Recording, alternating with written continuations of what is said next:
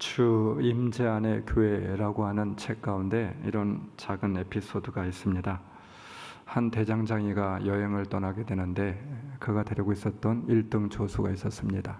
그 조수에게 하나의 사역을 맡기게 되었어요.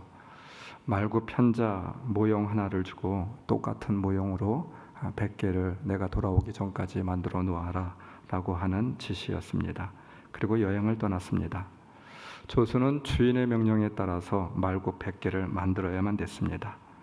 그런데 대장장이가 여행에서 돌아와서 보게 되니까 이 조수가 말구 100개를 만들긴 만들었는데 그 말굽의 모형이 완전히 좀 달랐습니다.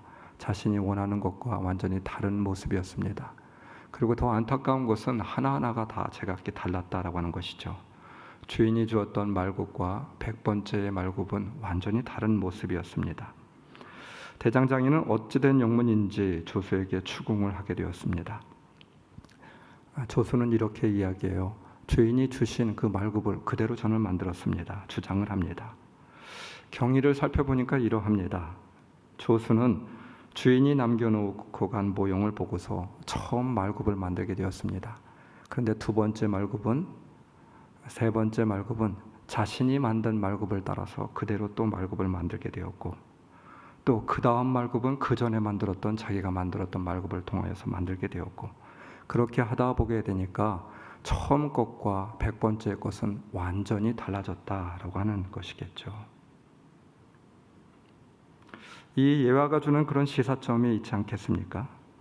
주님은 이 땅 가운데 교회의 모형을 주었습니다. 교회의 시초, 바로 초대교회였죠.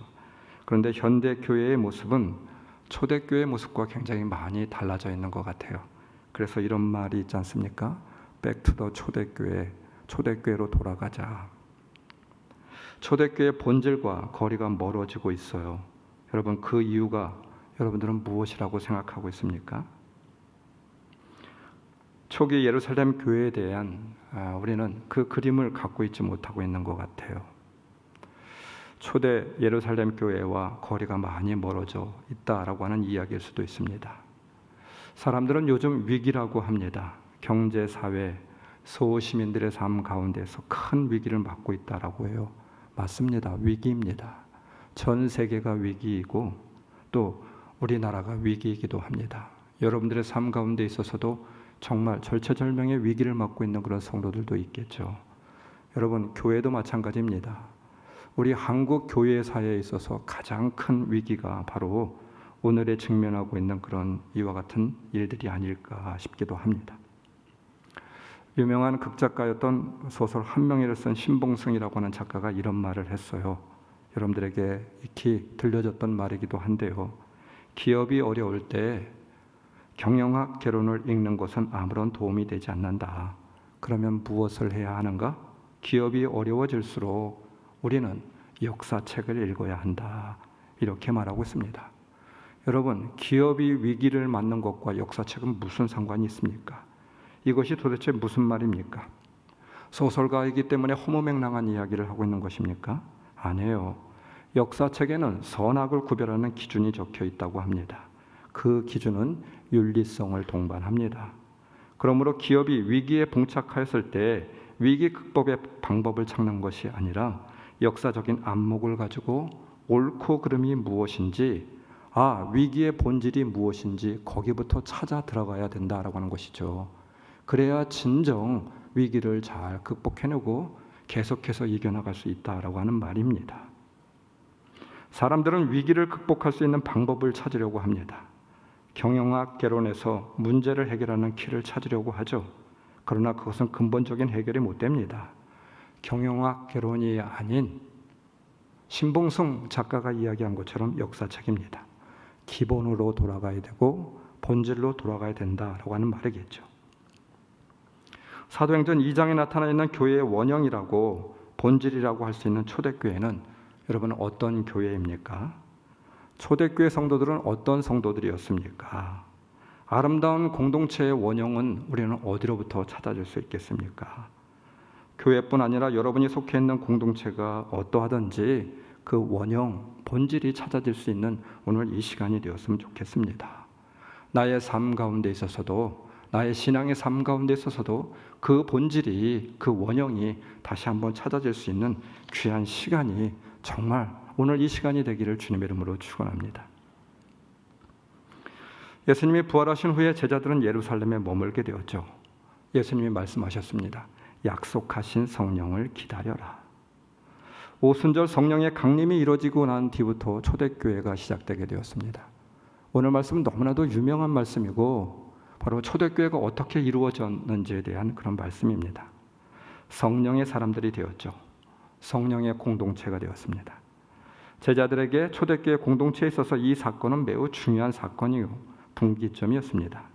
초대교회의 공동체가 어떤 공동체가 되어야 할지를 보여주는 그런 사건이었습니다. 사도행전 2장 33절, 여러분은 지금 이 일을 보기도 하고 듣기도 하고 있는 것입니다. 그는 아버지로부터 약속하신 성령을 받아서 우리에게 부어주셨습니다. 여러분은 지금 이 일을 보기도 하고 듣기도 하고 있다라고 하는 것이죠. 사람들이 성령의 약속을 받은 그 증거를 제자들 자신들을 통하여서 지금 보고 듣고 있다는 말입니다. 자신들 스스로도 보고 들을 수 있었습니다. 이전과는 완전히 다른 사람들이 되었죠. 약속한 성령을 받았음을 알리는 증거, 여러분 그 증거는 무엇입니까? 그 증거는 우리는 어디서 찾을 수가 있겠습니까? 한마디로 말한다라고 하면 변화였습니다. 영적인, 외적인, 내적인 변화, 완전히 다른 변화. 이것이 바로 그들이 성령을 받은 증거였습니다.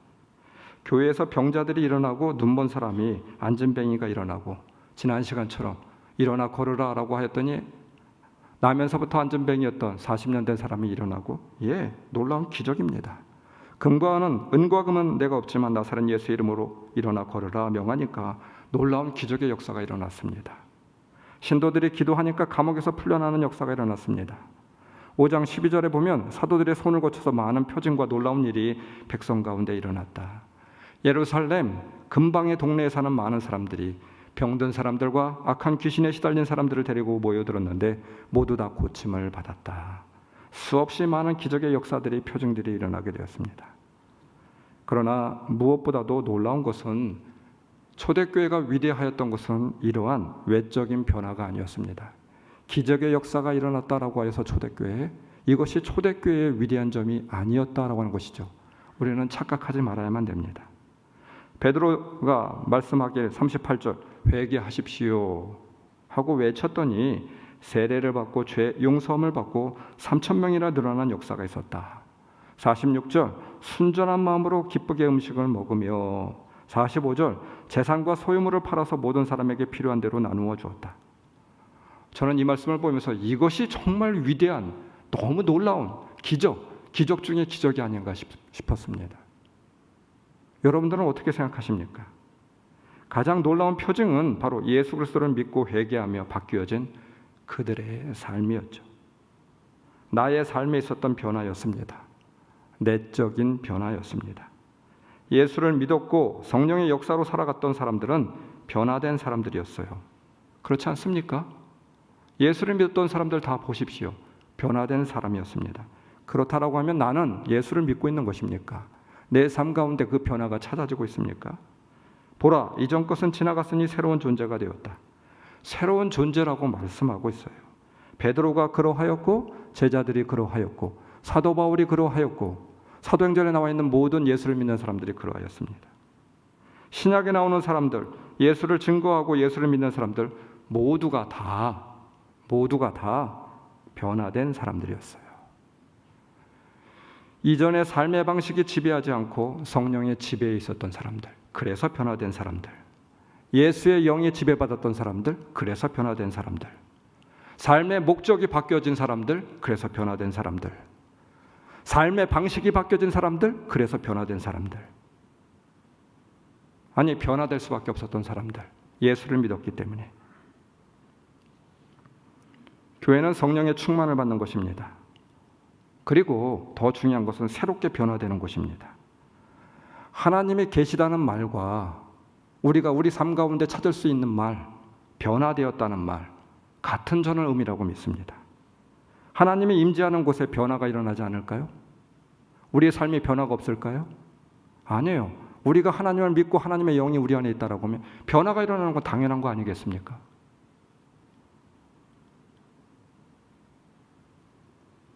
미국의 데스밸리라고 하는 곳이 있습니다. 얼마 전에 뉴스를 보게 되니까 50도가 넘어간대요. 말 그대로 죽음의 계곡입니다. 그런데 데스밸리에 한번 비가 엄청나게 많은 비가 오게 되었습니다. 그랬더니 그곳에 꽃이 피기 시작을 하였어요. 생명체가 살 수 없었고 식물이 살 수 없었던 그곳에 멀리서 날았던 꽃이들이 긴 시간 동안 땅속에 묻혀 있다가 물을 만나니까 발하였던 것입니다. 꽃동산을 이루게 되었어요. 아삽 꽃이 만발하게 되었습니다. 광야가 말 그대로 사막이 꽃밭이 되게 되었습니다. 그렇습니다. 이것이 변화입니다. 죽어있고 말라버린 심령 가운데 성령이 임하게 되니까 변화가 일어나게 되었어요. 예수의 생명이 임하게 되니까 변화가 일어나는 것이죠. 죽어있던 삶과 같은, 변화가 없었던 삶과 같은 곳에 예수의 생명, 성령의 역사가 일어나게 되니까 변화가 일어나는 것 당연하다라고 하는 말입니다. 여러분, 이 변화된 성도가 모인 곳이 바로 교회이죠. 그리스도인들이라고 하는 것은 전에는 그런 사람이 아니었는데 그들이 예수의 생명을 접하게 되고 성령을 접하게 되니까 완전히 다른 사람, 그래서 구분된 사람, 완전히 다른 사람, 이전과 다른 존재, 다른 가치관, 다른 삶을 살고 있었던 사람들, 그래서 그리스도인이라고 해요. 다른 사람들의 눈에 보여졌다라고 하는 것입니다. 그뿐만 아니라 내 눈에도 보여지게 되었습니다. 로마서 12장 2절, 너희는 이 세대를 본받지 말고 오직 마음을 새롭게 함으로 변화를 받아. 변화가 핵심이죠. 교회는 무엇입니까? 성도가 변화되는 곳이에요. 교회는 무엇입니까? 성도가 변화되는 곳이래요. 만약 여러분이 교회를 오래 다녔음에도 불구하고 변화가 없다라고 하면 문제가 있는 것입니다. 그런 성도들은 오늘 정말 성심을 다해서 기도하시기 바랍니다. 생명이신 주님이 담기게 하시고 변화된 새 사람이 되게 해달라고 기도하시기 바랍니다. 변화가 없는 사람은 그 안에 생명이 없는 것입니다. 아직 하나님을 만나지 못했다, 이렇게 말씀드릴 수도 있어요. 생명이신 하나님을 만나면 반드시 변화가 따라올 수밖에 없습니다. 놀라운 일은, 기적이란 병자가 치유되는 기적이 아니죠. 내 삶 가운데 예수를 믿음으로 인하여서 바뀌어지는 변화, 이것이 바로 기적인 것이죠. 교회에 한 번도 나오지 않았던 사람들이 교회에 나와서 말씀을 듣고 구원함의 기쁨을 가지고 살아가는 것, 주님을 만나고 난 뒤 내 입에서 찬양이 나오고 감사가 나오고 이전의 삶의 방식이 바뀌어지게 되고 이전에 갖고 있던 생각이 바뀌어지게 되고 회개하고 양심의 가책을 느끼고 삶의 작은 부분에서 변화가 일어나는 것, 이것이 정말 예수 믿는 일 아니겠습니까? 전에는 나의 욕망과 만족을 위해서 살아왔습니다. 그런데 이제는 삶의 목적이 바뀌어지고 있어요. 주님을 위해서, 교회를 위하여서, 하나님의 영광을 위해서. 이것이 참 놀라운 일이죠. 그리스도인과 그리스도를 믿지 않는 어떤 친구가 대화를 나누게 되었습니다. 자네 예수를 믿는다면서? 좀 비꼬면서 이야기해요. 그래, 예수에 대해서 그럼 많이 알겠네. 조금은 알고 있지. 그러면 그리스도의 어린 시절, 그리스도의 모습은 어떻게 생겼나? 예수가 설교를 몇 번이나 했어? 친구는 어떠한 대답도 할 수가 없었습니다. 이 예수 믿는 친구는 잘 모르겠는데, 한심하군. 예수를 믿는다고 하면서 네가 아는 게 뭐야? 그래, 맞아. 내가 아는 거 별로 없는 것 같아. 그러나 너한테 한 가지 고백할 게 있어. 3년 전 자네도 알다시피 나는 사업에 망하고 술 중독에 빠져 빚더미에서 나의 삶을 완전히 망가졌지. 저녁마다 처자식은 내가 집에 들어오는 것을 무서워했어. 내가 집에 들어오기만 하면 아이들이 숨기에 바빴어. 아이들하고 말 한 번, 아내하고 제대로 따뜻한 사랑의 말 한 번 나누지 못했어. 마지막 날 교회에 나가 기도나 한 번 하고 죽자고 교회에 나가게 되었는데, 그 뒤로 예수를 영접하고 예수의 생명을 영접하고 나서 나는 지금 그리스도인이 되었어. 그리스도인이 된 지금 술은, 전에 그렇게 좋아했던 술은 입에도 대지 않고 살고 있고, 빚도 다 갚았고 우리 가정은 정말 화목한 가정이 되었어. 지금 내가 집에 들어가게 된다고 하면 아이들이 나를 들어오기만 간절히 기다리고 있고 나에 대해서 얼마나 기뻐하고 있는지. 고함 소리 대신에 우리 집에는 웃음소리가 흘러나오고 있어. 이 모든 것이 예수 그리스도를 만나고 난 뒤 벌어진 일이야. 내가 예수를 믿는다라고 하면 이것이 바로 내가 예수를 믿고 있는 것이야. 정문술 미래산업 회장의 그런 고백이에요. 여러분, 예수를 믿는 것은 지식이 아니라 체험입니다. 내가 얼마나 그리스도를 아느냐가 아니라 그리스도가 나를 얼마나 사랑하느냐, 그 은혜를 아는 것이죠. 그 사랑을 알게 되면 진정 우리 삶 가운데 변화가 일어날 수 있는 거 아니겠습니까? 우리는 변화에 대하여서 적극적이 되어야 되고 더 민감해져야만 됩니다. 변화가 없는 개인, 공동체, 기업, 어떠한 조직도 마찬가지입니다. 변화가 없다라고 하면 살아남을 수 없다라고 하잖아요. 우리가 사회생활을 하면서 너무나도 잘 알고 있잖아요. 우리 개인의 삶도 마찬가지입니다. 물론 근본적이고 본질적인 것, 여기에 대해서 변화가 있어서는 안 됩니다. 사랑, 믿음, 여기에 대해서는 변화가 있어서는 안 되겠죠. 그러나 본질을 추구하는 삶의 방식은, 태도나 방법은, 자세는 우리가 변화를 추구해야 되지 않겠어요? 그런 사람이 진정 변화가 된 사람이 아니겠습니까? 기업도, 조직도, 개인도, 우리 가정도 변화가 없다라고 하면 퇴보할 수밖에 없어요. 여러분, 인간관계도 마찬가지입니다. 우리 신앙의 삶도 마찬가지겠죠. 성령의 임재로 내적인 변화가 일어나 성도다운 모습으로 변화가 있을 때 믿는 자가 되는 것입니다. 뒤집어서 말한다라고 하면 성도의 삶에 변화가 없다고 한다면, 변화가 보여지지 않는 삶이라고 한다라고 하면, 아무리 성경책을, 근사한 성경책을 가지고 근엄하게 교회 다니고 10년을 교회 다니고 집사 권사를 받았다 할지라도 교인이 아닐 수 있습니다. 그리스도인과 무관할 수 있습니다. 변화된 성도들이 모인 곳이 초대교회라고 하면, 오늘날에도 변화된 성도들, 거듭난 그리스도인들이 모인 곳이 초대교회가 됩니다. 바로 저는 우리 좋은 교회가 되어야 된다고 믿습니다. 우리 좋은 교회인 줄 믿습니다. 우리 좋은 교회 성도인 줄 믿습니다. 주님으로 인하여 세상과 구별되고 속사람이 변화된 성도로 이 자리에 모인 바로 여러분들, 좋은 교회 성도들이 진정 초대교회 성도라고 믿습니다. 할렐루야. 우리의 가정도 마찬가지입니다. 사랑한다라고 하는데 나의 삶은 하나도 바뀌지 않았습니다. 행복한 가정, 아름다운 가정이 되기를 원하고 있습니다. 그런데 나의 삶 속에는 어떠한 변화도 일어나지 않고 있습니다. 결혼하여 수십 년을 살았는데도 가정에서 양말 하나 벗어놓는 것, 습관 하나 바뀌지 않고 있습니다. 말투 하나 결혼했을 때 처음 그때하고 지금하고 바뀌지가 않아요. 배우자가 원하는 작은 습관 하나 바뀌지 않고 있습니다. 어제나 오늘이나 가족에 대한 배려가 없이 내 방식대로 살아가고 있어요. 여러분, 이거 사랑하는 것입니까? 사랑하는 것이 아니죠. 사랑은 말이나 마음으로 하는 것이 아닙니다. 삶의 방식의 변화이죠. 너의 필요와 가치에 대한 나의 삶의 방식의 변화, 이것이 사랑이라고 말할 수 있는 것입니다.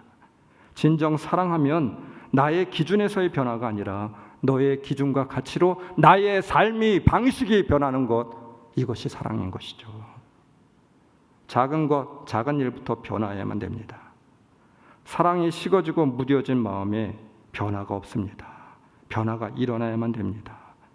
변화가 여러분 필요한 시점이라고 생각이 안 듭니까? 나로부터 내 삶, 내 가정, 내 신앙, 내 믿음, 좀 변화가 일어나야 된다라고 여러분 그렇게 생각하지 않습니까? 저는 말씀을 준비하면서 그래, 정말 내 삶 가운데서도 구태의연한 삶이 아니라, 예전의 모습을 그대로 답습하는 것이 아니라 이제 좀 변화가 일어나야 되지 않을까. 나의 무뎌진 마음, 무뎌진 사랑, 식어진 마음, 식어진 열정, 여기에 좀 변화가 일어나야 되지 않을까. 변화, 회개가 일어나야 되지 않을까. 여러분, 며칠 전에 뉴스 가운데 인상 깊었던 기사 하나가 있었습니다. 여러분들도 아마 보셨을 것 같아요. 파리의 11살 라파엘이라고 하는 11살짜리 소년이 있었어요. 라파엘이라고 하는 소년인데 이 소년에 대한 뉴스가 전 세계 뉴스 탑픽으로 그렇게 보도가 되었습니다. 이 소년은 파리의 센강에서 금속 쓰레기를 낚시를 하고 있습니다. 2년 전에 아버지가 크리스마스 선물로 자석을 선물해 주었는데 그 자석으로 금속 쓰레기를 건져 올리고 있습니다. 파리 센강 속에 쓰레기를 건져 올리게 되었는데 자전거를 2년 동안 300대 들어 올렸습니다. 쇼핑카트 100대, 전기 스쿠터 200대, 심지어 2차 대전 때 쓰던 무기까지, 장갑차 이런 무기까지. 어떻게 그와 같은 이 많은 그런 물건들이 이 강 속에 그렇게 빠져 있는지 모르겠어요. 아빠가 촬영한 영상을 인스타그램에 올린 후에 유명해졌다고 합니다. 지난해에는 파리시의 공로 메달도 받게 되었습니다. 이 소년의 인터뷰가 제 마음을 움직였어요. 참 감동이었습니다. 별거는 아니지만 저는 지구를 위하여 뭔가 하고 있는 것 같아요. 적어도 저는 뭐라도 하고 있습니다. 적어도 저는 뭐라도 지금 하고 있습니다. 이번 주 9월 15일에는 센강변에서 전시회를 열 예정이라고 합니다. 건져 올렸던 걸 가지고 이런 이야기를 해요. 저의 목표는 최대한 많은 사람들이 뭔가를 하도록 생각을 바꾸는 것입니다. 남들이 저처럼 할 필요는 없지만 적어도 무언가는 해야 합니다. 강을 청소하지는 않더라도 담배꽁초 줍는 일을 할 수 있지 않겠습니까? 낚시가 목표가 아니었습니다. 참 대견한 소년, 어떻게 11살짜리가 이런 말을 할 수 있을까? 적어도 무언가는 해야만 한다라고 하는 말이 제 마음에 감동으로 다가왔습니다. 무언가 변화가 있어야 되지 않을까? 조그마한 행동에 변화가 있어야 되지 않을까? 단 한 가지라도 변화가 일어나야 되지 않을까? 그래야 우리는 사랑한다라고 말할 수 있지 않을까? 초대교회는 어떤 특별한 교회가 아니고 공동체가 아니었습니다. 변화가 있는 공동체였죠. 성령의 능력으로 변화가 있었던 공동체. 몸도 마음도 심령도 믿음도 변화가 있었던 공동체. 한 가지라도 변화하고자 노력하였던 공동체. 주님을 의식하고 살았던 공동체. 성령의 감소 속에 살았던 공동체. 그래서 그 공동체에는 변화의 삶이 있었습니다. 이것이 기적입니다. 이것이 능력입니다. 여러분, 이제 변화가 필요한 시점입니다. 시대가 변화를 요구하고 있는 것 같아요. 주님이 변화를 요구하고 있는 것 같아요. 이제 더 이상 안 된다 하시는 것 같습니다. 우리의 무뎌진 심령에, 무뎌진 삶 가운데, 우리 무뎌진 열정 가운데 작은 변화가 일어나야 되지 않을까요? 여러분들은 변화가 필요하다고 생각하지 않습니까? 너무 본질과 거리가 멀리 떨어져 있는 거 아니겠습니까? 우리 삶의 방식, 신앙의 자세, 다시 원형, 본질, 처음의 것, 처음 믿었을 때로 다시 돌아가는 변화가 일어나기를 주님의 이름으로 축원합니다. 그러한 공동체가 바로 초대교회고 우리 교회인 줄 믿습니다. 여러분, 그렇다라고 하면 변화는 어디로부터 오게 될 수 있습니까? 변화된 가장 큰 공동체의 특징이 무엇이라고 생각합니까? 오늘 말씀 가운데 다른 것들이 중요한 것이 아닌 것 같아요. 말씀 46절. 그리고 날마다 어떻게 한 마음으로 성전에 열심히 모이고 한 마음으로 성전에 열심히 모였다 말하고 있어요. 초대교회 성도들이 성령 세례를 받자 성령이 시키는 대로 각각 방언으로 말하기 시작하였습니다. 사람의 언어가 아닌 천사의 말, 즉 방언으로 말하기 시작되는 것으로부터 성령의 역사가 보여지기 시작하였습니다. 그리고 그 뒤에 교회가 이루어지게 된 것을 우리는 성경을 통해서 봅니다. 우리가 각기 사람이 난 곳 방언으로 듣게 됨이 어찌 됨이냐. 그들은 모두 전 세계 각국 16개국 이상의 나라에서 모이던 사람들이었습니다. 각기 모국어를 쓰고 있는 디아스포라 유대인들이었어요. 그런데 성령이 임하고 나자 성령이 임한 그 증거로 그들이 다 똑같이 알아들을 수 있었고 똑같이 말할 수 있었습니다. 놀라운 일입니다. 이것이 2000년 전 오순절 성령 세례의 역사적인 진실이었습니다. 사도행전 2장 3절, 성령님께서 제자들에게 강림하실 때 불의 혀처럼 갈라지는 것들이 그들에게 보여 각 사람에게 하나씩 임하여 있었다. 혀라고 하는 단어를 쓰고 있는데, 혀라고 하는 단어를 헬라어로 찾아보게 되니까 글로사라고 번역하고 있습니다. 혀와 언어 모두를 다 뜻하고 있는 말입니다. 이 말을 원문에 충실하게 번역해 본다라고 하면 갈라지는 불처럼 보이는 혀들이 그들에게 나타나더니 각 사람 위에 내려앉았다. 제자들에게 그 혀가 임하였다. 제자들에게 임하였던, 위로부터 임하였던 그 혀 글로사, 이것이 무엇입니까? 두말할 것도 없이 주님의 혀겠죠. 성령의 임재입니다. 성령 충만한 사람은 자기 혀가 아니라 주님의 혀로 말하고 듣고, 그래서 그 공동체는 한마음 된 공동체에 각국에서 모이던 사람들이 다 모여들게 되었는데, 주님의 혀가 임하게 되자 한마음이 되었고 하나의 공동체가 되었다. 이 말을 하고 있는 것입니다. 모든 성도가 성령의 임재로 주님의 마음을, 주님의 혀를 갖게 되자 교회가 일치하게 되었고 한 마음으로 한 목소리로 주님의 말씀을 들을 수 있었고 사역을 감당할 수 있었습니다. 한 믿음이 되었습니다. 아니, 전체가 다 하나가 되었어요. 여기에 교회가 교회될 수 있었어요. 여기에 교회가 세워지게 되었고 본질이 회복되게 되었다라고 하는 말입니다. 그렇습니다. 초대교회에 임하였던 성령, 나에서 위로, 더 나아가서는 지체로, 하나라고 하는 지체로 그렇게 바뀌어지고 이어지게 됩니다. 객체가 아니라 이제는 주인이 되었습니다. 하나라고 하는 지체의식이 있었습니다. 즉 다시 이야기하면 살아도 같이 살고 죽어도 같이 죽고 너와 내가 다를 수가 없고 너와 나는 이제 하나다, 한 지체다 라고 하는 마음이겠죠. 한 마음입니다. 성령이 하는 일은 일치, 하나, 한 마음. 여기에 세워짐이 있었습니다. 반면에 여러분, 사탄이 하는 일은 무엇입니까? 이단이 하는 일들이 있죠. 분리하고 갈라놓는 일입니다. 싸우게 만드는 것입니다. 틈을 만들고 싸우게 하고 결국은 스스로 무너지게 만드는 일이죠. 사탄은 하나님과 인간을 분리시키고 하나님과의 교제를 분리시킵니다.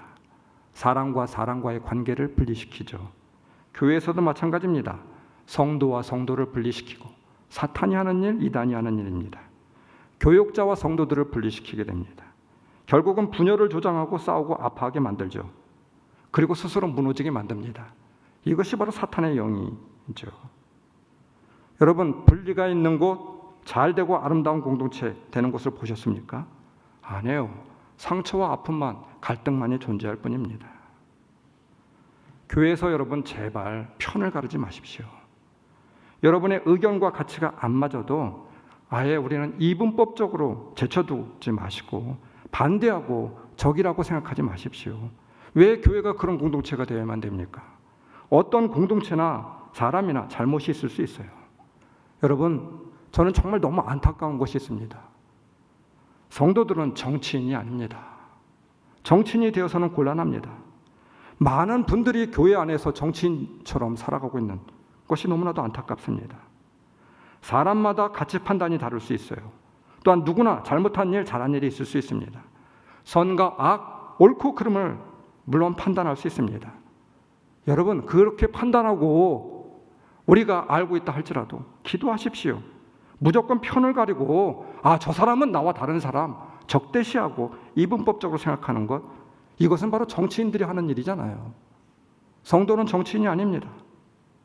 저는 너무나도 안타까운 것은 목회자들 가운데서 이야기를 하다 보면 목회자가 아니라 정치인들을 보는 것 같아요.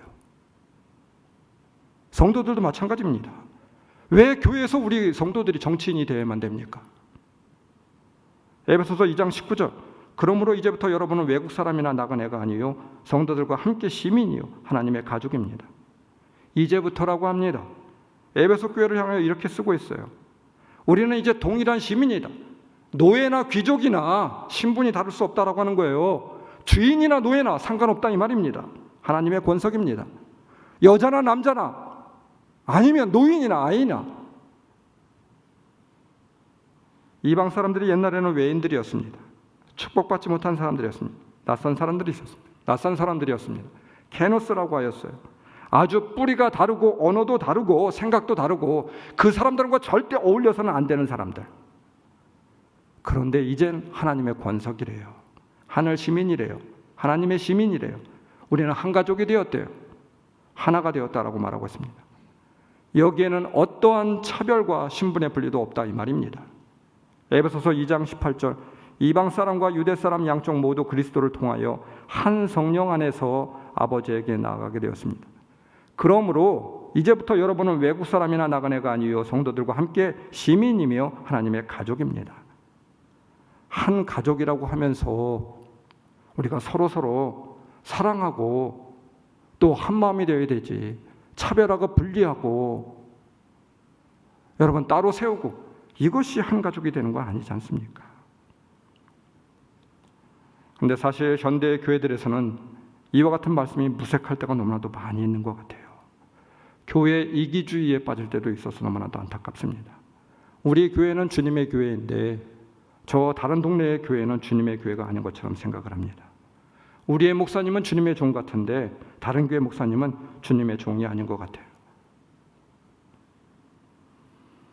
무엇이 잘못된 일입니까? 우리 교회가 주님의 교회라고 하면 다른 교회도 주님의 교회가 되겠죠.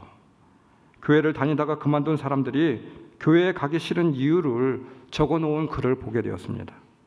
이런 이야기를 해요. 예수님은 좋으나 교회 사람들의 각종 행태가 싫고 교회가 지능적으로 돈 밝히는 것이 싫고 아전인수와 자기 합리화의 도구로 성경을 이용하는 것이 싫고 끼리끼리만 어울리는 것이 싫어서 교회 나가고 싶지 않다. 교회에 다니다가 그만둔 사람들이 하는 이야기입니다. 교회 안에서 하나라고 하지만 여전히 신분차별에 의해 벽을 느끼기 때문이다. 여러분, 이것은 교회의 본질도 모습도 아니겠죠.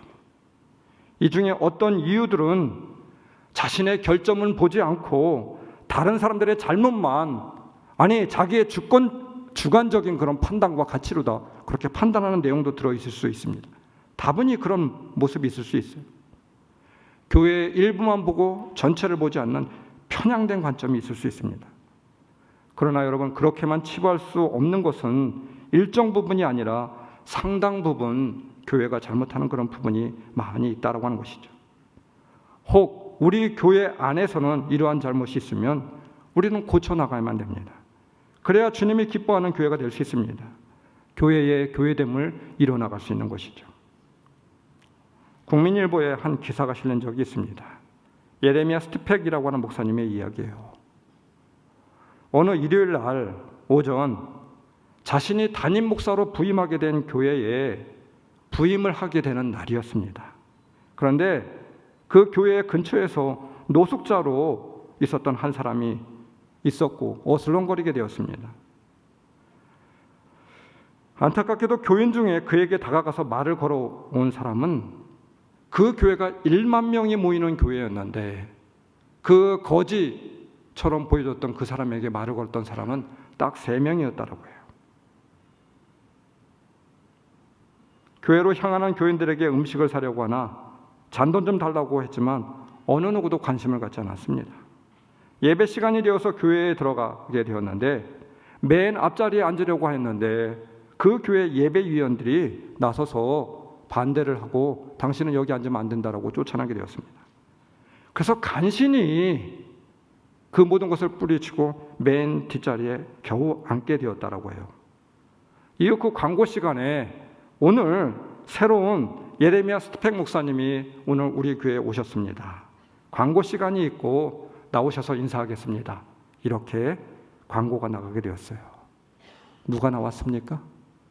맨 뒷자리에 앉아 있었던 노숙인 형태를 갖고 있었던 모습을 갖고 있었던 그 사람이 강단에 올라와서 제가 예레미야 스티펙 목사입니다. 오늘 이 교회에 처음으로 부임했습니다. 잘 부탁드리겠습니다. 인사를 하게 되었다라고 해요. 교인들은 경악했습니다. 예레미야 스티펙 목사님은 이렇게 인사를 하고 난 뒤 마태복음 25장 31절부터 40절까지 읽어 내려가게 되었어요. 내가 줄일 때에 너희가 먹을 것을 주었고 목마를 때에 마시게 하였고 나그네 되었을 때 영접하였고 여기 내 형제 중에 지극히 작은 자에게 한 것이 곧 나에게 한 것이라. 스티펜 목사가 말씀을 마치자 회중은 무언가 심하게 얻어맞은 듯한 표정을 하고 있었습니다. 교인들 중에 흐느껴 우는 교인들도 있었고 회개하는 사람이 속출했고 부끄러움에 고개를 떨구는 교인들이 대부분이었다고 합니다.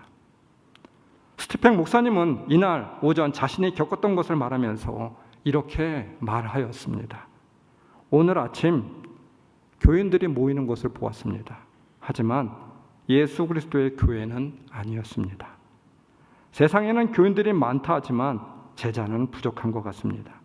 여러분은 언제 예수님의 제자가 되시겠습니까? 라고 하는 말을 남겼다고 합니다. 야고보서 2장 1절 만일 너희 회당에 금가락지를 끼고 아름다운 옷을 입은 사람들이 들어오고 또 더러운 옷을 입은 가난한 사람이 들어올 때에 너희가 아름다운 옷을 입은 자를 돌아보아 여기 좋은 자리에 앉으소서 하고 또 가난한 자에게 이르되 너는 거기 섰던지 내 발등상 아래 앉으라 하면 너희끼리 서로 구별하여 악한 생각으로 판단하는 자가 되는 것이 아니냐. 교회에서는 입은 옷으로 차별해서도 안 되고 외모로 차별해서도 안 되고 신분으로 차별해서도 안 되고 교회에 얼마나 오래 다녔느냐 차별해서도 안 됩니다. 갈등하고 분열해서는 안 됩니다. 교회는 우리는 성도는 한 가족, 하늘 시민이라고 말하고 있습니다. 나이가 적으나 많으나 사회적 지위와 직분이 높으나 낮으나 교회의 직분이 어떠하든지 사랑하고 섬기고 한 마음으로 하나 된 공동체, 바로 이것이 교회이고 초대교회라고 말하고 있는 것이죠. 오늘 성경은 이렇게 말씀하고 있습니다. 여러분, 말씀 46절 그리고 날마다 한 마음으로 성전에 열심히 모이고 집집이 돌아가면서 빵을 떼며 날마다 빵을 떼며. 신약에서 빵을 뗀다라고 하는 표현은 성만찬을 행한다라고 하는 말입니다. 십자가에서 예수님이 죽기 전에 행하였던 성만찬. 신약 성경에서 성찬 예식을 언급할 때 떡을 먹는다라고 하지 않고 늘 동일하게 관용적으로 표현하는 말씀이 있어요. 떡을 뗀다 이 말을 하고 있어요. 우리말 떼다라고 번역된 헬라어 클라우, 이 말이 무엇입니까? 찢다라고 하는 말입니다. 곧 그 떡은 우리를 위하여서 십자가에서 찢기신 주님의 몸, 주님의 피를 말하고 있는 것이죠. 마태복음 26장 26절 받아서 먹어라, 이것은 내 몸이다. 28절 이 잔을 마셔라, 이것은 죄를 사하여 주려고 많은 사람을 위하여 흘리는 나의 피, 곧 언약의 피다. 날마다 성도들은 돌아가면서 집집마다 이 떡을 떼게 되었습니다. 십자가의 죽음을 마음에 새기고 주님의 몸과 피를, 주님의 생명을 먹고 마신 것입니다. 아니, 그들은 떡을 떼고 잔을 나눔으로 이미 그들에게 임하신 주님의 생명을 재확인하고 있었던 것이죠. 내가 그리스도와 함께 십자가에 못 박혔나니 그런즉 이제 내가 사는 것이 아니요 오직 내 안에 그리스도께서 사신 것이라. 갈라디아서 2장 20절. 성만찬을 통하여 하나 된 우리 정체성의 확인을 말하고 있는 것입니다. 날마다 우리가 주님 안에 있고 주님이 내 안에 있고 주님과 내가 하나고 그리고 너와 내가 하나다. 한 공동체. 그래서 한 마음이 될 수밖에 없다라고 하는 것을 말하고 있는 것이죠. 주님 안에서 하나임을, 한 지체요 한 마음 된 공동체임을 기억하라라고 하는 말입니다. 여기에 능력이 있지 않겠습니까? 성령의 사람으로 성령의 공동체로 세워나갈 수 있는 거 아니겠습니까? 이 하나된 교회가 공동체였습니다. 이 하나된 교회가 초대교회 공동체였습니다. 그러므로 인하여서 이 땅에 어떠한 역경도 이겨나갈 수 있고 승리자로 설 수 있었던 공동체가 바로 초대교회였습니다. 사랑하는 성도 여러분, 우리 좋은 교회가 이 하나된 한마음된 공동체가 되시길 주님의 이름으로 축원합니다. 주님이 내 안에, 내가 주님 안에, 너와 내가 하나가 된 한마음이 된 공동체로 이 땅에 아름다운 초대교회의 원형을 복원할 수 있는 우리 좋은 교회와 성도들이 될 수 있기를 다시 한번 주님의 이름으로 축원합니다. 우리 말씀을 기억하시면서 우리 통성으로 기도합시다.